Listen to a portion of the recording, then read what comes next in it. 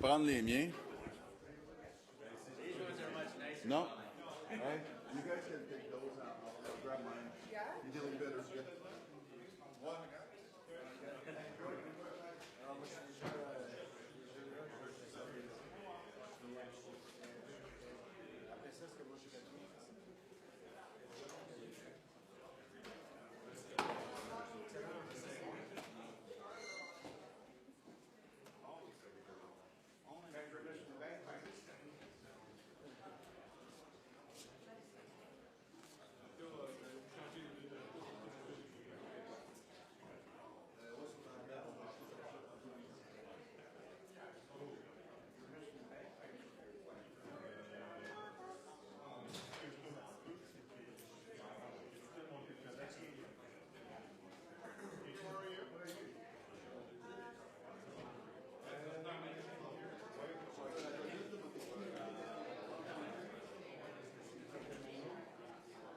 On se fait des tests encore?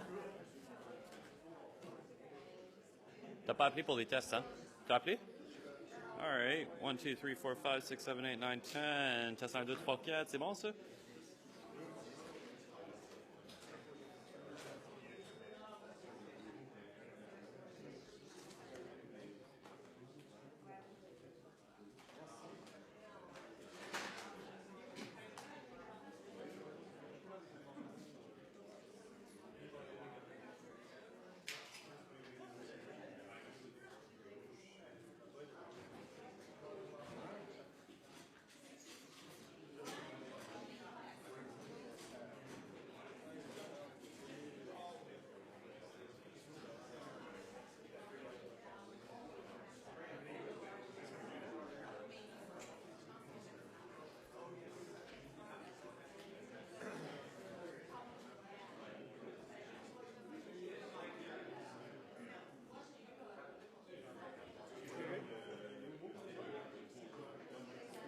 Tout est prêt? Ouais.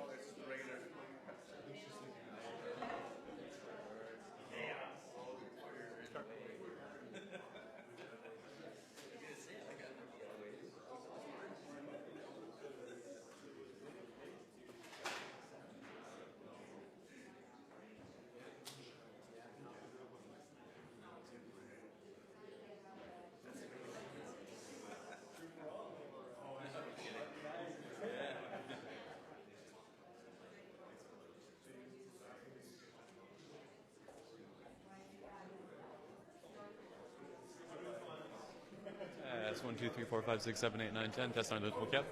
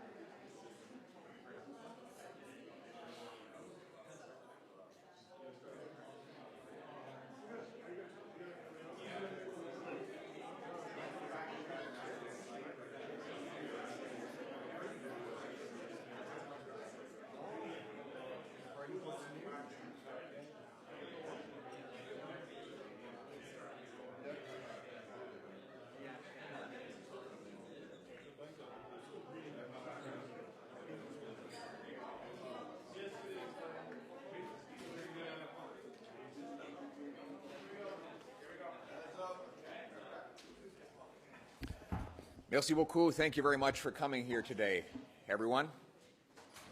Well, now we know why they didn't want to introduce this update in the House of Commons. Maintenant, nous savons pourquoi les libéraux ne voulaient pas présenter ce mise à jour à la Chambre des communes. Today, we learn of two major broken promises. One, the deficit is $7 billion bigger than Liberals promised right before the election. Two, the debt-to-GDP ratio is growing this year, another broken promise. Encore, le déficit est 7 milliards plus grand que les libéraux ont promis pendant les élections. Et aussi, le dette par rapport au PIB augmente, une autre promesse trompée. And what are we getting for all this debt? That really is the question. Well, we got 71,000 job losses in November, while the Americans increased the number of workers by 250,000. We have more insolvencies, more financial defaults, and more bankruptcies. That's what all of this debt is paying for. Nous avons davantage de gens qui font face à l'insolvabilité, des défauts financiers et la faillite. On a perdu 71 000 emplois en novembre, lorsque les Américains ont ajouté près d'un quart d'un million de nouveaux emplois dans la même période. And we can't blame the world economy either. Canada has higher unemployment than the G7, higher than Germany, Japan, the US, and the UK. In fact, according to the IMF, the American economy is growing 50% faster this year than is the Canadian economy. And we cannot blame the world economy because the unemployment rate for G7 countries is lower than that of Canada, Japan, Germany, the US, and the UK. They all have lower unemployment rates than we have here in Canada. And what do we have from the government as a solution? Continue to pile on more debt, devastating red tape, and governmental obstacles to the construction of major projects. Et qu'est-ce qu'on a comme solution pour par le What do they have as solutions? More debt, more taxes, more red tape, administrative obstacles for large projects that would create wealth. It is time to unleash our economy. Allow our workers and investors to be rewarded rather than punished for their contributions to this economy. To unleash the free market system so that businesses can grow and prosper, so that our workers can be rewarded for their work, and our economy can relaunch to its rightful place at the head of the pack rather than at the back of the bus. That is why Conservatives have proposed a three-point plan. Major tax cuts for workers and entrepreneurs to reward rather than punish work and investment. 2, eliminating unnecessary regulatory red tape and governmental obstacles so that businesses can hire more, build more, and do more. And finally, reassuring international investors of our financial position with a realistic plan to phase out the deficit over the medium term. That's why Conservatives have a plan, have a three-point plan to launch the economy. 1, to make sure that work and investment is rewarded with tax reductions for businesses and workers. 2, to free up our entrepreneurs to build, to create large national projects, to reduce red tape and other barriers. And thirdly, a realistic plan to eliminate the deficit, to reassure foreign investors of our financial position. We are the only party with such a plan. We believe that the government needs to listen to us, needs to solve this. Now is the prospect of a made-in-Canada recession.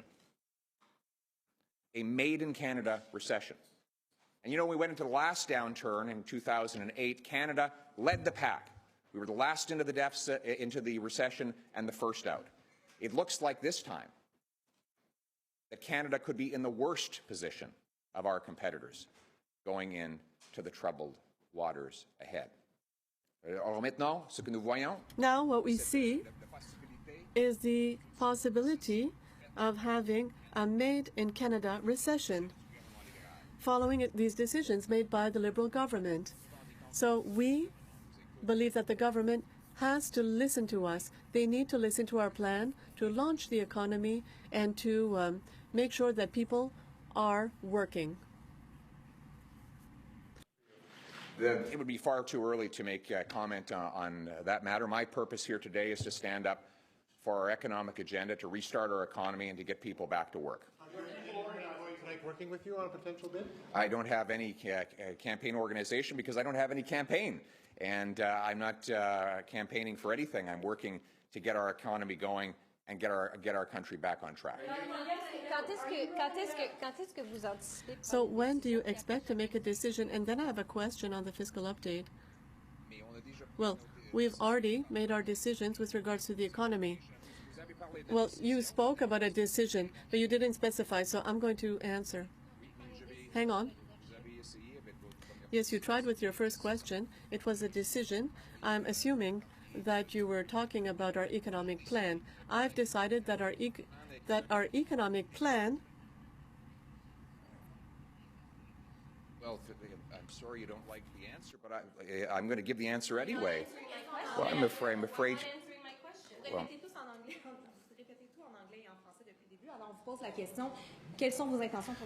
what is your intention for the leadership race?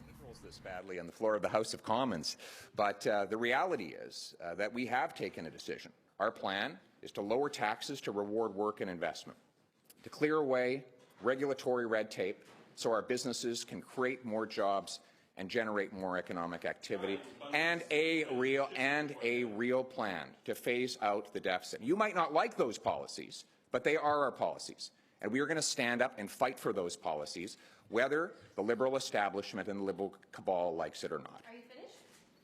Okay, can I ask a question? You already asked three questions. When do you expect to make a decision on the leadership? We will consider all the possibilities for the future. So we need a leader that can rise, that can fight and win. And I will consider it when discussions will be held for the future of the party. Just two questions. So on the leadership, what you're saying is you haven't ruled it out. It's too early to say what's going to happen. There will be lots of people who will put their names forward. What I do know is that we need someone who will stand up, fight back, and win. To stand up for our principles, fight back against the corrupt Liberal cabal, and win the next election. That is the criteria for choosing a future leader. Are you waiting for the leadership rules, or are you waiting for... Pardon? Are you thinking about this? Are you interested in this job? Well, I'm interested in the future of the country and in the protection of our economy. I think that there are true concerns for people who have lost their jobs, who are a few $100s away from bankruptcy. They need our direction for the economy. We're the only party able to present an alternative to this disastrous approach by the Liberals. The budget looking forward, because they don't include most of the Liberal platform promises or any concessions to the premiers or any concessions to other parties in the minority parliament to win their vote. So you want to know about my comment on the numbers or on the policy decisions? Well, have they used up all of their room before they've actually implemented all? Yes, that's a very good point, bill. First of all, they claimed that they would only reduce and not increase the debt to GDP ratio. This year, the debt to GDP ratio is going up, and next year it's on the verge of going up before they implement the vast majority of their massively expensive election promises. In other words, they're almost certain to add far more debt than they ever promised during the most recent election. And they are now going to blow apart yet another deficit-related promise. Remember where we started. They said the deficit would never be more than $10 billion. Now it's reaching as high as $25 billion. They said we'd have a balanced budget in 2019. And now we don't know if the budget will be balanced within this century. And they said, okay, now that we've broken all of those promises, we'll make a new one, that the debt to GDP ratio will always go down. Now they've broken that promise as well. So what fiscal anchor is now left for this government? They are squandering our country's good fortune that they inherited. They are putting our economy on a dangerous track to the future. And we need to, as Conservatives, we need to stand up, fight back, and win. Now, on the recession, Mr. Morneau says that all private sector economists are telling him that there won't be a recession. He's confident there won't be a recession. You don't believe him then? Well, Mr. Morneau doesn't seem to have noticed that 60,000 jobs have gone. They've been lost. He doesn't seem to understand either that half of Canadians are $200 away from bankruptcy. He doesn't seem to have seen the data last week that shows that defaults, bankruptcy, insolvency have all gone up. You can't trust Bill Morneau on his promises, because everything he says is false, it's wrong. His proposals on growth, on the deficit, and the other promises he's made have already been broken or contradicted by reality. We don't know if there will be a recession. We do know one thing. If there is a recession, it'll be a made-in-Canada recession based on Liberal decisions. Now, a question on the deficit. He said that the deficit will be reduced to $11 billion in 5 years' time. Does that reassure you? Does that reassure you to think that they're trying to bring the deficit down? Well, the figures you see don't take into account their election pledges, the pledges they made during the election campaign. It's not part of the budget. So what we're seeing now is a deficit that's just $7 billion more than was provided for in the forecast, rather, in the budget. And all the figures for the next few years don't take into account the Liberals' election promises either. So we're in a very, very, very poor situation. As we warned people during the election campaign, luckily the Conservatives will be there to protect Canadian taxpayers. Why do you say we're heading to a made-in-Canada recession? The minister says no one's saying there's a recession. I'm not saying there is, but if we head to a recession, it will be a made-in-Canada recession. Right now, the United States economy is growing 50% faster than Canada's. You can't blame the U.S. economy. In the UK, where we were told to be so concerned, they have an unemployment rate 2 percentage points lower than ours. You can't blame anything that's happening in the United Kingdom. What is causing the downturn in Canada, the increase in insolvencies, financial defaults, and bankruptcies, are the disastrous decisions of this Liberal government, which are driving money out of our economy, driving Canadians out of work, and driving up the cost of living to make it harder for people to pay their bills. That could lead, in the future, to a made-in-Canada recession. You keep talking about recession, you keep raising it, but none of the independent experts are. It's low growth, but it's moderate, and it's sustained of 1.6, 1.7, 1.8, going out 5 years. The only people talking about recession consistently are the Conservatives. Why are you so offside with the independent projections? Well, actually, the Liberals are offside with their own projections. Remember, the Liberals, yeah, but I'm talking deficit. Right. All right. Talking recession. Talk about the economy for a second. No one is saying it except you guys. Okay. So let me help you out with the definition of a recession. 2 consecutive quarters of negative growth. I'm aware of your textbook definition. And, but I will say, as Reagan said, that a recession is when your neighbor loses his job. A depression is when you lose your job. And a recovery is when Justin Trudeau loses his job. Thank you very much.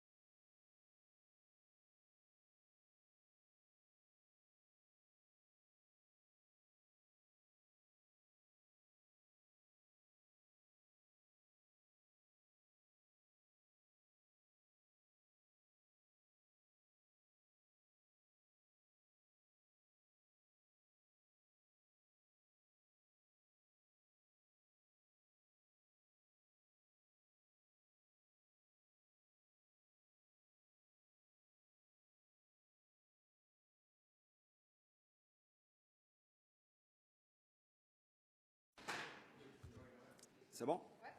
Oui, donc Je vous dirais que c'est presque un exercice inutile qu'on voit aujourd'hui. La mise à jour contient pas de mesures, sinon celle qu'on a votée la semaine dernière, là, de progressivement faire passer l'exemption du revenu de base à 15 000 $. Sinon, c'est essentiellement conforme aux perspectives économiques et financières du directeur parlementaire du budget qui ont été déposées il y a un mois. Puis même chose là avec la revue financière qui a été déposée aujourd'hui. Donc là, il y a 10 jours, on a eu le discours du trône. Il y a quelques jours, il y a eu les lettres de mandat. Puis il n'y a aucune de ces mesures-là qui sont annoncées, qui sont prises en compte dans la mise à jour aujourd'hui. Il va falloir attendre dans 3 mois, il va falloir attendre le budget pour voir ça va être quoi la situation. Oui, on a un déficit plus important que prévu. Essentiellement, pour une technicalité comptable, on a décidé d'inclure les déficits actuariels là, dans la façon de présenter, s'inspirant de la Nouvelle-Zélande et de l'Australie. Mais si on regarde, par exemple, les transferts en santé, hein, toutes les provinces demandent d'augmenter ça à 5,2 %, on ne l'a pas dans la mise à jour aujourd'hui. Nous, on va se battre pour que ça se retrouve dans le prochain budget. Mais là, ce n'est pas un énoncé économique, c'est un portrait de la situation actuelle pour dire que l'économie va bien. À mon avis, c'était pour répondre aux conservateurs, mais sans plus d'utilité. Donc, est-ce qu'il va y avoir la bonification des paiements de sécurité de vieillesse? On va le voir dans 3 mois. Est-ce qu'il va y avoir, comme je le disais, une augmentation des transferts en santé? On va voir dans 3 mois. Même chose pour l'assurance médicaments. Je vous rappellerai toutefois qu'au niveau du déficit, oui, c'est préoccupant, c'est important, mais comme le rappelle étude après étude le directeur parlementaire du budget, le véritable problème, c'est au niveau des provinces pour les déficits parce que Ottawa offre peu de services à la population, puis santé, éducation, tout ça, c'est Québec et les provinces qui s'en chargent, puis ça, c'est des postes qui augmentent à un coût beaucoup plus élevé que les transferts du fédéral. Donc, on verra, on se redonne rendez-vous dans 3 mois pour parler du budget. Juste sur le déficit, vous dites oui, c'est important, mais le problème, c'est les provinces. Est-ce que vous dites, c'est que parce qu'on est en déficit, on n'augmente pas les transferts aux provinces? Donc, c'est ça le problème? À la base, ce que je disais, c'est que je rappelais ce que dit le directeur parlementaire du budget. Donc, lui, il dit le problème de l'endettement du déficit à long terme, c'est les provinces. Ottawa a une capacité de régler son déficit puis de rembourser sa dette beaucoup plus facilement. Ça revient à la question du déséquilibre fiscal. Là, après, il faudra voir est-ce que Ottawa va vouloir augmenter les transferts en santé aux provinces. Malgré le déficit, il y a la marge de manœuvre. S'il met en place là, la taxation puis le prélèvement auprès des géants du Web, là, on peut trouver une marge de manœuvre là. Donc, ce seront des choix politiques. Il n'est pas question de ça ici. Donc, vous, ce que vous dites, c'est on voulait voir transfert en santé, sécurité de vieillesse. Attendons le budget du mois de mars pour porter un jugement, en fait. Exactement, parce que ici, c'est un portrait de la situation avec la seule mesure qui a été votée la semaine dernière, sans plus. Elle est où votre tolérance à l'endettement, vous, au Bloc, c'est-à-dire avec ces promesses-là que vous venez d'évoquer, vous seriez prêt à aller jusqu'où, ouvert que le gouvernement aille jusqu'où dans son déficit? Bien, ça, c'est une très bonne question. Je n'ai pas de chiffres à vous répondre ici. La situation est moins dramatique que ce que disent les conservateurs. Hein, quand on compare au pays du G7, la situation est quand même soutenable au niveau de l'État fédéral, au niveau du gouvernement fédéral. Au niveau des provinces, ça reste préoccupant. Il faut voir ce qui est fait avec aussi. Là, aussi, dans la lettre de mandat donnée à Bill Morneau, au ministre des Finances, le premier ministre dit on veut un plan pour contrer ou pour s'attaquer au ralentissement économique. Là, il n'y a aucune mesure dans cette mise à jour-ci. Donc, ce sera quoi? Un ralentissement, il peut être habituel de voir davantage de dépenses, mais il faudra voir comment ça va être fait. Aussi, je vous donnerai un exemple. Si on regarde dans le dernier mandat, les montants votés pour les infrastructures, il fallait attendre très longtemps avant d'avoir l'argent voté être dépensé sur le terrain, le temps qu'il y ait des attentes encore avec Québec là, pour les routes. Donc, ça vient rendre moins efficace ces mesures pour contrer le ralentissement. Une des mesures qui pourrait engendrer de l'endettement beaucoup, c'est le régime d'assurance médicaments que Oui. le gouvernement veut mettre en place. Êtes-vous ouvert à sa mise en place, et quitte à ce que ça fasse un poids important sur la dette? Je veux savoir votre position. Bien, au niveau de l'assurance médicaments, il y a un régime à Québec. Si jamais Ottawa allait de l'avant avec on veut s'assurer qu'il y ait pleine compensation pour le régime existant à Québec. Aussi, notre priorité de Québec puis des provinces, c'est de mieux financer la santé avant d'embarquer encore dans les champs de compétences des provinces. Juste pour revenir au déficit, je comprends que vous vous préoccupe pas, mais qu'est-ce que vous Non. J'ai dit que on était préoccupé de ça quand même, là.